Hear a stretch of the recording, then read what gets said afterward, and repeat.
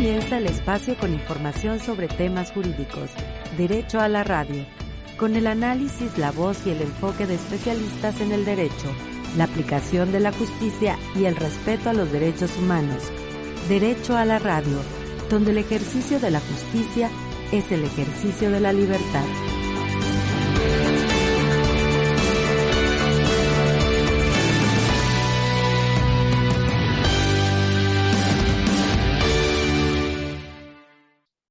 Muy buenas noches a todas aquellas personas que nos sintonizan en este su programa favorito, Derecho a la Radio. Nos encontramos transmitiendo desde el 94.9, la frecuencia modulada, la estación de la Universidad de Colima, Universo FM, pero también lo hacemos a través de la red social de Facebook, Facultad de Derecho Oficial, y de nuestro canal de YouTube, Facultad de Derecho UCOL. Les saludamos como siempre en esta noche de miércoles. Y bueno, como cada programa nos acompaña nuestra querida amiga Bárbara Mancera. Hola Bárbara, ¿cómo te encuentras?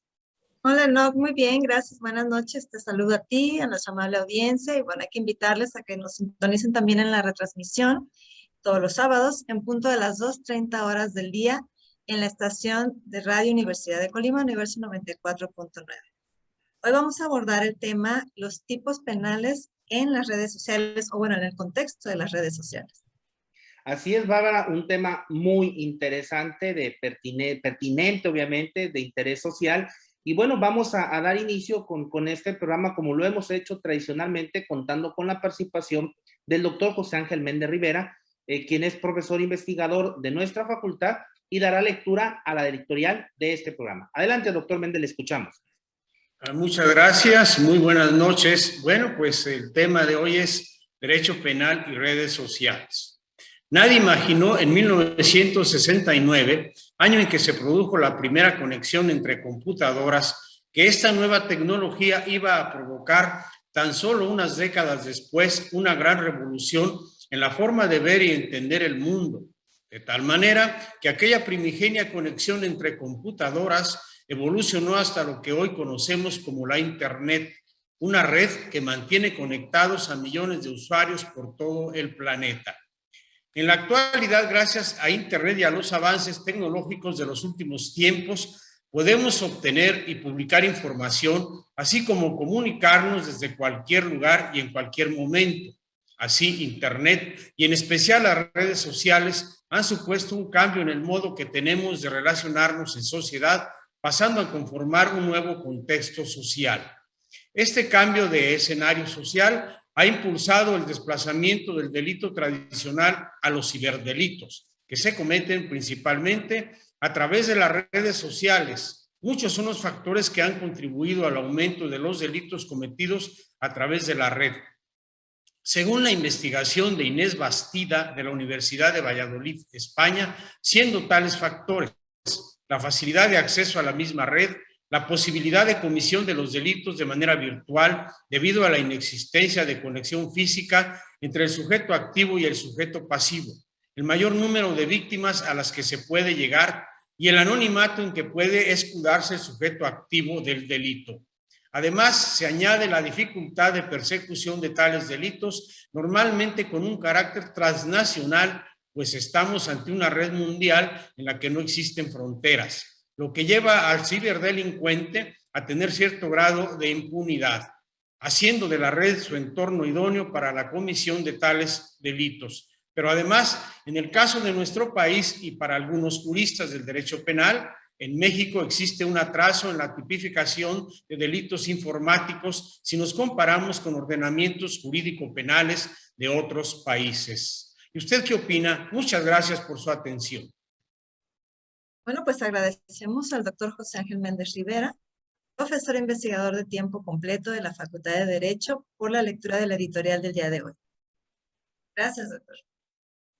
Así es, Bárbara, qué tema tan interesante aborda el doctor Méndez Rivera desde la editorial. Y bueno, para dar continuidad con este eje temático, que es justamente los tipos penales en el contexto de las redes sociales, nos acompaña una persona por demás experta en la materia y es la maestra Lusitania García Ortiz, magistrada del Tribunal Unitario de Circuito y profesora honorífica de nuestra Facultad de Derecho. Bienvenida, maestra Lusitania, a este su programa Derecho a la Radio. Buenas noches, agradezco mucho esta invitación y esta posibilidad de poder plantear algunos comentarios que puedan ser útiles y que avalan mucho lo dicho por la editorial. Bienvenida, maestra. Y bueno, considerando que algunos de nuestros radioescuchas no son juristas ni expertos en derecho penal, ¿puede platicarnos qué debemos entender por tipos penales? Claro, me parece que tomando en cuenta lo que usted refiere y que la comunidad académica puede ser la más interesada en estarnos escuchando a través de esta transmisión, pues el tipo penal es una descripción legal que el legislador establece desde la frontera de lo que puede ser el buen convivir en sociedad y que es una conminación a poder llevar a cabo una conducta dentro de la regla que está marcada para alguna permisión o alguna cuestión que no debe de estar en sociedad. Entonces, el tipo penal es una descripción legal, una conducta que puede ser omisiva o de acción, que propiamente introduce el tema de la antijuridicidad porque está propiamente contra la ley, que puede haber una persona que es capaz de ser responsable de ello y por eso se habla de culpabilidad, y que en todo caso es posiblemente y altamente dañina en función del bien que se pueda proteger a través de esa descripción legal. Eso podríamos entender en términos generales, didácticamente hablando de un tipo penal. Ahora, maestra, evidentemente hay una pregunta que surge y es, ¿por qué puede haber estos tipos penales que usted ya nos definió el concepto en el contexto de las redes sociales? Bueno, las redes sociales propiamente son podríamos decir, un grupo, una alternancia como un nivel digital de la interacción humana. Definitivamente, aunque podamos pensar que no hay nadie atrás de una computadora o de un dispositivo, hay alguien que está propiamente generando esta posibilidad de comunicación que originariamente estaba diseñada para las cuestiones militares, para las cuestiones médicas, para la situación relacionada con ciertas plataformas educativas en ciertas universidades, pero que se extendió hacia la sociedad. Entonces, es ahí un campo muy adecuado porque igualmente, haciendo una analogía con la sociedad en un término real, pues las redes sociales es justamente eso, una interacción de personas en una plataforma digital que puede ser usada, a través de muchos dispositivos, como una forma de ingreso, ¿no? A la interacción de la comunicación masiva, sobre todo. Entonces, eso es lo que podría yo definir respecto a las redes sociales. ¿Puede compartirnos, maestra, cuáles son los tipos penales más comunes en este contexto de las redes sociales? Pese a que nuestra legislación nacional, tanto la de las entidades federativas como el Código Penal Federal, se mueven en una clasificación relacionada con lo que en algunos códigos se llama la violencia digital, en otros códigos hace la referencia a delitos contra la indemnidad y privacidad de la información sexual propiamente, y los delitos más comunes son aquellos que atentan contra la dignidad, el honor de las personas, su intimidad sobre todo, y otro que va teniendo bastante eco, que es el aspecto de la cuestión de la integridad de la persona y de su seguridad personal, porque las amenazas han sido también otro aspecto que se ha establecido a través de estos tipos penales. Entonces, muchos de contenido sexual, sobre todo, que están en la línea de la cuestión de la intimidad, los aspectos de seguridad, amenazas y la posibilidad de suplantación de personas a través de las vías de las redes sociales. Eso es lo que interactivamente y desde el punto de vista estadístico hay la mayor, podríamos un catálogo de tipos penales a nivel nacional. Y esta pregunta tiene que ver justamente con ¿cuál es el bien jurídico protegido en las redes sociales que nos lleva justamente a analizar este tema de los tipos penales en el contexto de las redes sociales?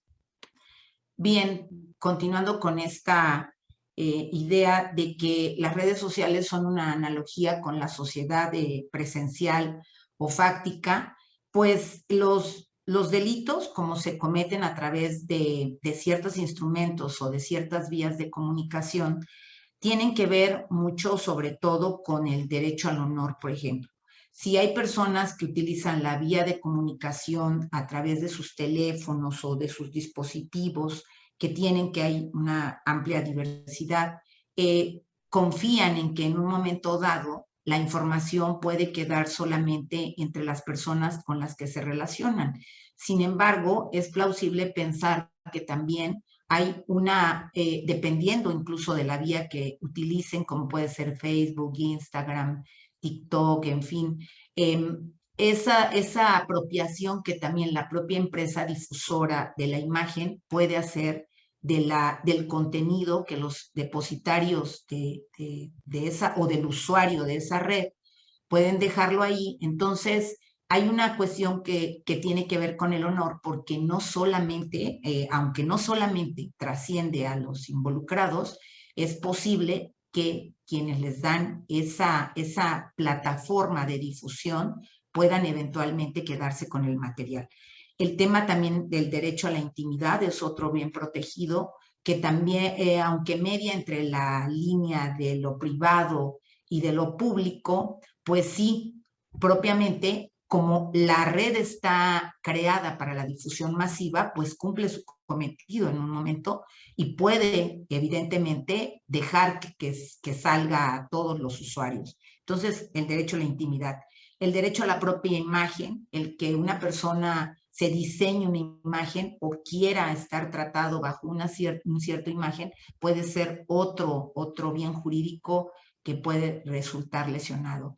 Y un libre desarrollo a la personalidad o adecuado desarrollo a la personalidad también es otro bien protegido a través de los tipos penales creados por el legislador en este contexto de las redes sociales.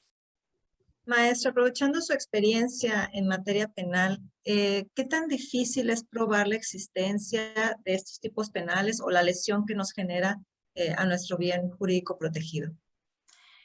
Bueno, desde mi punto de vista, pensaría que saliendo de lo que ordinariamente nosotros hemos visto, que son la captura de la prueba a través de lo que fue indicios en el sistema tradicional, y ahora en el nuevo sistema hablamos de medios y de datos de prueba, pensaría desde mi experiencia que la vía digital está más comprometida con dejar rastros que de manera muy, muy posible, con una alta tecnología, un fiscal o una fiscal con una cierta capacitación y sobre todo un compromiso social alto, pueden tener mayores condiciones para poder buscar quiénes son aquellas personas que puedan eventualmente haber propiciado la lesión a los bienes jurídicos. Entonces, no es tan difícil. El tema es que propiamente sí puede encarecerse este tipo de tecnologías. ¿Por qué? Porque no todos los estados, las entidades federativas podrían estar dispuestos bajo un contexto, por ejemplo, como el que ahora tenemos de una grave situación de salud pública, a poder invertir en aquellas tecnologías que puedan ser utilizadas para seguir huellas digitales, para saber quiénes pueden estar empleando IPNs o direcciones electrónicas. Pero desde mi punto de vista es algo relativamente más fácil que la prueba buscada en un contexto de realidad que es ajena a la digital. Entonces, es fácil, pero es difícil por la cuestión económica. Maestra, antes de concluir con esa entrevista, me gustaría solicitarle si pudiera compartirnos alguna reflexión final sobre este tema.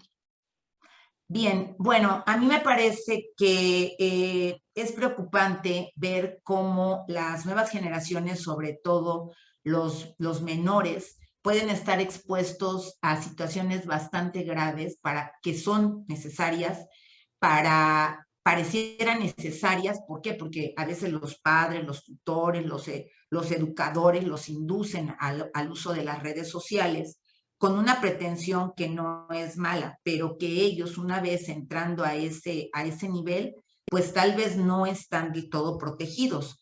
¿Por qué? Porque el tema más paradójico puede ser que estando en una casa, cohabitando con sus padres, con sus hermanos, puede estar pasando cosas bastante graves a través de un dispositivo móvil. Entonces, yo le apuesto bastante a que haya una educación verdaderamente, porque el tema otra vez vuelve a ser de educación. Cuando las personas racionalizamos los insumos que tenemos del conocimiento y de las formas de incursión a la vía pública, podríamos decir, a través de la internet o a la calle, si sabemos normas relativas para poder defendernos, qué bueno.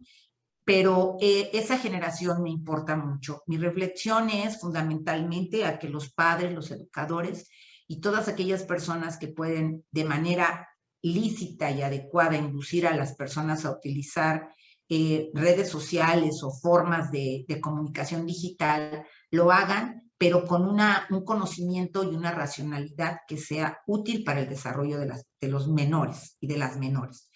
En el tema de los mayores, pues bueno, evidentemente también es una responsabilidad, ya queda en el terreno de la dignidad, del honor, porque ese historial que nos va a quedar, ¿verdad? ¿Quién sabe cómo vaya a impactar en nuestra vida cuando nos queramos postular para un cargo de elección popular, para ser un director de una universidad, para ser una investigadora de tiempo completo? Y bueno, pues no estoy en contra de que se muestre todo mi cuerpo, pero ¿será que la intención es que las personas estén interesadas en conocer mi cuerpo antes de conocer mis pensamientos o mis ideas? Pero bueno, es un aspecto que está entre la línea de lo público y de lo privado, y hasta dónde nosotros como personas podemos defendernos antes de que la propia ley nos defienda. Entonces, esa es mi reflexión final, que es bastante necesaria hasta cierto punto la comunicación digital masiva, pero que sí tiene que tener ciertas formas de racionalizar su uso y utilización. Muchas gracias. Bueno, sin duda una reflexión que nos queda para todas, seamos abogados o no abogados, es importante escucharla, sobre todo desde la experiencia, ¿no? De quien ha estado en contacto con esa temática del derecho penal. Agradecemos a la maestra Lusitania García Ortiz, magistrada del Tribunal Unitario de Circuito. Muchas gracias, maestra. Muchas gracias a ustedes por la confianza de que estas ideas puedan ser útiles para los educandos y para el resto de la comunidad. Aprecio mucho la invitación y les deseo muy buena noche. Muchas gracias, maestra. Bueno, qué tema tan interesante hemos tenido esta noche, Bárbara, en nuestro programa, los tipos penales en el contexto de las redes sociales. Bueno, sin duda siempre la experiencia de quienes están al frente en los tribunales, pues nos apoyan también a nosotros que estamos estudiando, que estamos en la academia, para encontrar estas otras visiones de un mismo fenómeno. Derecho a la radio, donde el ejercicio de la justicia es el ejercicio de la libertad. Continuamos en breve.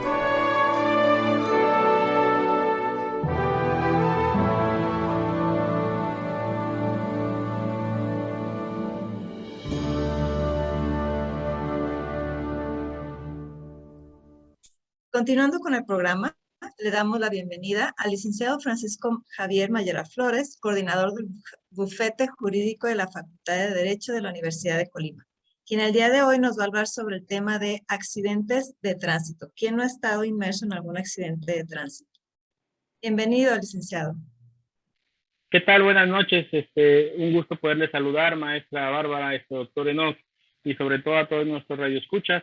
Efectivamente, el día de hoy tocamos un tema que nuestros usuarios nos han consultado en últimas fechas y deriva de la preocupación precisamente de cuando se ven inmersos en un accidente de tránsito, es decir, aquellas contingencias que se presentan a partir de conducir un vehículo automotor o ser partícipes de una situación en donde se interviene un vehículo automotor y que puede afectar a la persona o a una serie de personas bajo esta modalidad. Ahora, licenciado, una pregunta recurrente que hacen los radioescuchas es justamente qué debe hacer la persona cuando se tiene o se ve inmersa en este hecho o accidente de tránsito. Claro, es entendible que sea una situación de estrés, porque no es algo usual, pero lo más importante es primero atender las propias personas, ¿sí? El estado que se encuentran las personas. Podríamos encontrar quizás el estrés y el nerviosismo, pero hay que cuidar que estén en un estado de salud que puedan eh, proceder a cuestiones incluso materiales, ¿no? Lo que son los daños, de lo que es la situación. Licenciado, ¿y cómo se puede dar solución a un conflicto que se derive del accidente de tránsito? ¿Cuáles son las alternativas legales? Bien, es importante también establecer que las partes involucradas en un hecho de tránsito o un accidente de tránsito pueden dar esta solución primaria, es decir, pueden llegar a un convenio atendiendo propiamente la responsabilidad que se tuvo en el propio accidente y basado en este grado de responsabilidad, pues dar una solución, ¿no? Valga la expresión, si yo fui responsable, bueno, hacerme responsable y poder resarcir de los daños que le ocasioné a otra persona o en su momento la otra persona que pueda generar esta pauta para con ello darle la solución a un conflicto que evidentemente el daño mayor pues se tendría que dar o tendría que ser susceptible sobre la salud de las personas y posteriormente sobre los elementos económicos. Ahora, licenciado, ¿qué sucede si no es posible en el ámbito privado pues llegar a ese arreglo que usted está sugiriendo? Bueno, si esto no se da, si esto no se lleva a cabo, entonces tendríamos que dar pauta a las autoridades de tránsito, es decir, el ayuntamiento tendrá que conocer a partir de su dirección de tránsito y vialidad y entonces incluso nos va a dar la pauta para volver a buscar una solución. El mismo agente de tránsito, el mismo perito, da la pauta para que vuelvan a platicar sobre una solución y si no lo hacen, pues tendrá que turnar el asunto a la gente del Ministerio Público. Previo de ello, pues tendrá que llevarse los vehículos a un depósito de vehículos y generará un informe para la gente del Ministerio Público para que como autoridad resolutora o investigadora en su momento y que pueda ejercer la acción penal, pueda determinar quién de los dos involucrados o de las personas involucradas fueron responsables en el propio accidente de tránsito. Justamente le iba a preguntar, bueno, ¿qué ocurría cuando llegaba al Ministerio Público? Pero bueno, ya nos contestó. Entonces, después de todo este trayecto que pareciera que intervienen muchas autoridades, ¿usted sugiere que nos quedemos o que huyamos después de un accidente de tránsito?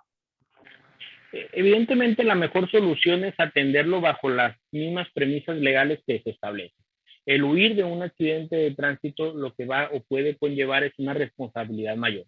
¿Por qué? Porque además del propio accidente de tránsito se pueden cometer otros delitos o se pueden recurrir a otros delitos, por ejemplo, en la omisión de la asistencia si hay daños a una persona. Entonces, no es recomendable bajo ninguna circunstancia alejarse del lugar del accidente.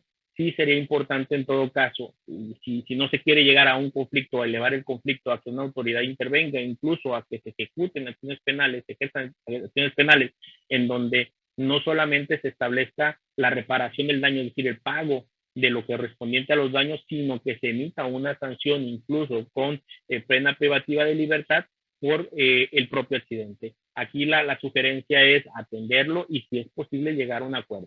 Evidentemente la legislación en el estado de Colima no es obligatoria en tanto que tengamos que tener un seguro, pero el seguro es algo indispensable que nos va a propiciar precisamente el llegar a conflictos mayores o escalar a conflictos mayores, porque puede resolver nuestra parte económica de manera inicial y puede tener la asistencia en un momento determinado para estas cuestiones legales. Ahora, licenciado, ¿qué sucede si todavía, a pesar de estas preguntas que se han respondido, nuestros escuchas tienen más inquietudes sobre el tema? ¿En dónde lo pueden localizar? Bueno, les recordamos que nosotros somos parte de la Facultad de Derecho, estamos ubicados en el campus norte de la Universidad de Colima, en el kilómetro 3.2 de la carretera Colima-Guadalajara, y nos pueden localizar vía telefónica, al 312-31-610-71 o por medio de las redes sociales. Es entendible que bajo esta situación de la pandemia, pues es un poquito complicado tener una intervención presencial, pero lo podemos hacer por mediación tecnológica, lo podemos hacer vía telefónica y con la finalidad de que realmente puedan dar solución a esas dudas que se tienen de manera primaria y en un momento determinado, si es factible, pues darles un acompañamiento legal para la solución de estos conflictos que de manera jurídica se han presentado. Muchas gracias, licenciado Mayoral, por estar con nosotros como en cada programa. Gracias por su intervención. Y bueno, Bárbara, es un programa que desafortunadamente ya se acabó el tiempo. Tenemos que despedirlos, pero no sin antes agradecer al equipo de producción del 94.9, la estación de la Universidad de Colima. Pero también, Bárbara, agradecer a quienes forman parte de este equipo de producción y que, como lo hemos dicho, siempre están detrás de este programa y que lo hacen posible, al doctor José Ángel Méndez Rivera, a la doctora Jessica Romero, al licenciado Francisco Mayoral, a la licenciada Reina Andrade y la licenciada Alejandra García. Se despiden de los micrófonos Bárbara Mancera, Enoc Morán. Que tengan ustedes muy buena noche. Aquí termina esta emisión. Te esperamos la próxima semana en Universo 94.9. Derecho a la Radio, una producción de la Facultad de Derecho de la Universidad de Colima.